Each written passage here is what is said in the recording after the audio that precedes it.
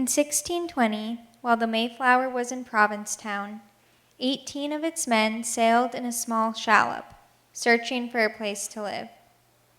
They came to present-day Eastham, where they were met by a group of Nauset. After a brief but violent encounter, the English left towards today's Plymouth. In 2020, we remember this first encounter. We explore its meanings for today and tomorrow. Welcome to our Sunset Series. I'm Thomas Ryan, Vice Chair of the Eastham 400 Commemoration Committee and Executive Producer of this Sunset Series. Today is September 6th. On the old-style calendar that we follow in our anniversaries of the Mayflower, it's September 6th is the day that the Mayflower finally left Plymouth, England, on its journey here.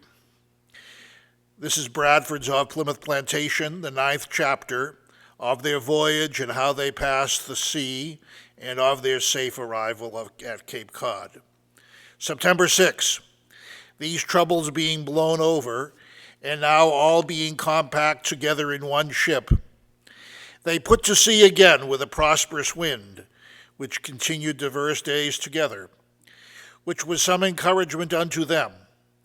Yet, according to the usual manner, many were afflicted with seasickness. That's the end of our quote from Bradford. It was a difficult voyage after that, and they came off our coast here about 2 months later. As the quote from William Martin's classic book, Cape Cod, says, "The people of the first light, the eastern horizons had been the home of the dawn for them, not the lair of great canoes called ships."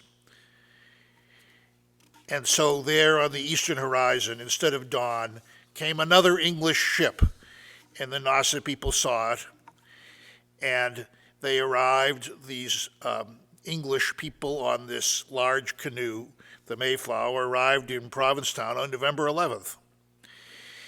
The first encounter here, in what was later Eastham, is our part of this origin story of the Mayflower, and it was in the old-style calendar December 8.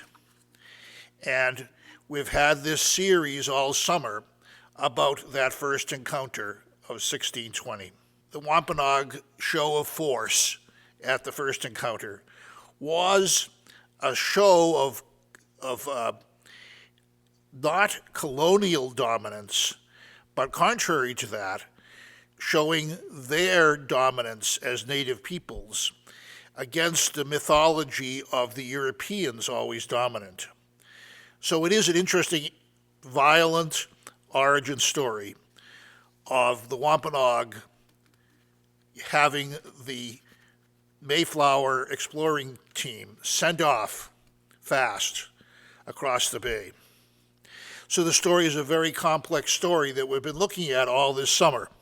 This series was to be on the beach every night, but events have forced us to be online all summer. As the fall goes forward and we've finished this series, the 400th anniversary events will continue, culminating on Tuesday, December 8th, the actual 400th anniversary. Tonight I'd like to briefly reflect on this commemoration, on what it is to remember. Some of you may know Carita Kent. She's the one who painted the gas tank in Dorchester that you pass on the Southeast Distressway on the way north to Boston. And she had a famous poster at the time that said, "To remember is to remember. To remember is to remember." This is from Christine DeLucia's Memory Lands, 2018. Ramona Peters, a Mashpee Wampanoag, says, "The past has everything to do with who we are in the present moment, both individually and collectively. Personal and collective histories shape our dominant thought patterns, what we value, what we desire, and What We Miss, from the same book by Christine DeLucia, reporting on a meeting of the Narragansett Tribal Historic Preservation Office in recent years. It says of their series of discussions what might be said of this summer here in our series. It was an occasion to cease repeating the same old historian's boilerplate and instead revisit original documents with fresh eyes and questions. Incorporate just emerging sources like archaeological traces, and recuperate local levels of action and meaning that have been neglected over the centuries. This has been a chance for participants to share knowledge, listen to each other's perspectives, and reconnect pieces of the past that had long been separated. It was a moment when we might seek more balanced ways of coexisting in a shared space. To remember is to remember. Our mission, in a very hyper-local way, looking at this town, not New England, not America, not the world, our mission in a hyper-local way has been to spend the year focusing on a 1.5 hour event, our little origin story of this first encounter, and to see all that led up to that half hour in the Wampanoag people, in the Nauset people, in the English who were on the Mayflower and that came exploring, in all that led to their religious convictions that had them leave England and come here, all that led to that half hour, and all that flowed from that half hour, including 49 folks from Plymouth Colony coming back across the bay a generation later to live where they had had that encounter.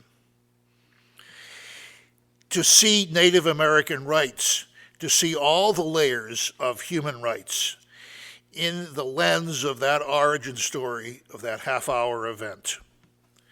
And to look at monuments, as we have done from time to time over the past months. This is now a quote from Christine DeLucia again.